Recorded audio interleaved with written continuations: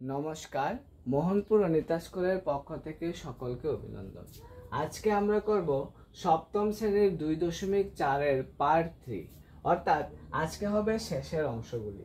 তো তোমরা যারা আগের পার্টগুলি দেখেছো তারা অবশ্যই সেই লাস্ট পার্টগুলা দেখার জন্য অপেক্ষা করছো। তো আজকে আমাদের যে ক্লাসটা সেটা অবশ্যই মনোযোগ সহকারে শুনবে।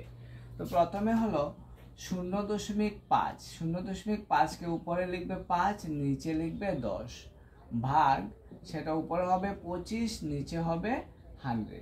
ঠিক আছে, তাহলে আমাদের করতে হবে কি, প্রথমটাকে ঠিক রাখবে, পরেরটাকে উল্টিয়ে দেবে, অর্থাৎ ভাগটা যখন গুণ হয় তখন সেটা কি হয়, উল্টিয়ে বসানো হয়। তাহলে 1 0 1 0 তুমি কেটে নিতে পারো, 5 5 25, 5 2 10, তাহলে শুধু 2 থাকবে। খুবই সুন্দরভাবে কাটতে পারো, এবং যদি কোনো জায়গায় বুঝতে অসুবিধা হয় অবশ্যই কিন্তু আমাকে কমেন্ট করে জানাবে, কারণ তোমাদের কমেন্টের উপর নির্ভর করে আমি পরবর্তী ক্লাসটা করার উৎসাহ পাই। তারপর হলো 7.75, মানে 775, নিচের হবে 100, কারণ 2 ঘর আগে দশমিক, তোমাদের আগেই বলেছিলাম যত ঘর আগে দশমিক হবে ততটা শূন্য হবে। ঠিক আছে, ভাগটাকে ভাগই রাখবে, উপরে 25, নিচে হবে 100। তাহলে আবার হবেটা কি, প্রথমটাকে ঠিক রাখবে, তারপর নিচেরটাকে কি করবে, তুমি উল্টিয়ে দেবে, মানে প্রথমটা ঠিক রাখবে, তারপরেরটা ভাগটা যখন গুণ হবে তখন সেটাকে উল্টিয়ে দিয়ে দেবে।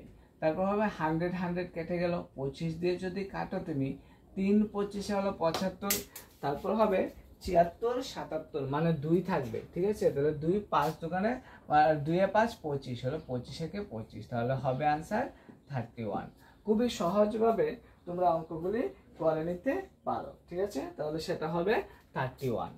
এবার দেখো 76.5, মানে হলো 765, নিচে কিন্তু 1 মানে 1 ঘর আগে দশমিক আছে, এই জন্য হবেটা কি 10 বসবে। তারপর ভাগের জায়গায় ভাগ রেখে দাও, তারপর 15 উপরে বসবে, নিচে হবে 100।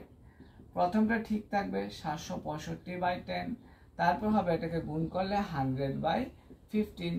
এবার 1 0 1 0 কেটে দাও, আর 15 দিয়ে 3 15 45, 4 15 60, 5 15 75, তারপর থাকবে 1 15 একে 15, তাহলে হবে 51।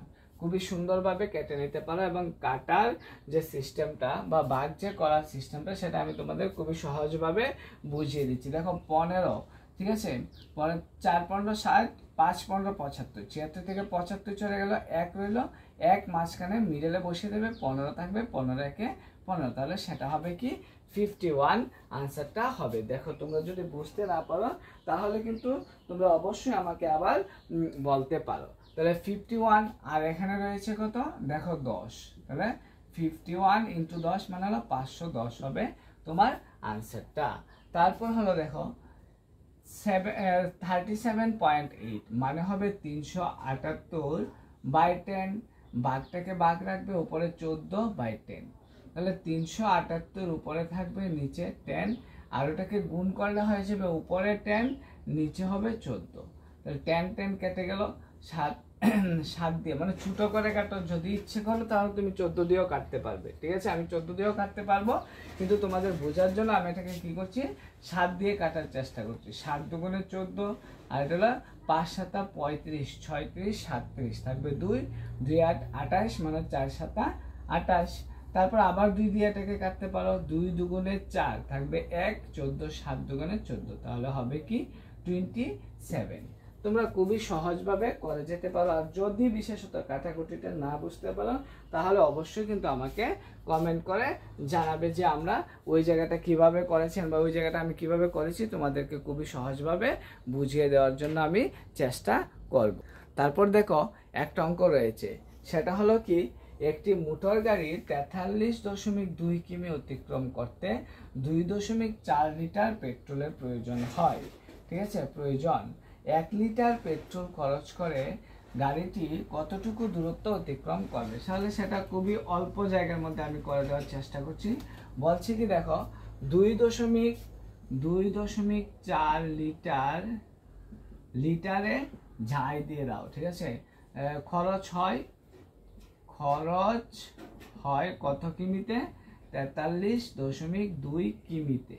ঠিক আছে, তাহলে আমরা লিখতে পারি 1 লিটার করো 6 43.2 ভাগ 24 মানে 2.4। ঠিক আছে, তো ভাগটাকে তোমরা করে নেবে, উপরে 43 মানে 432 আর নিচে হবে 10 ভাগ উপরে 24 নিচে 10, তাহলে 432 নিচে 10, এটাকে গুণ করলে উপরে 10 নিচে 24, তাহলে 10 10 কেটে গেল।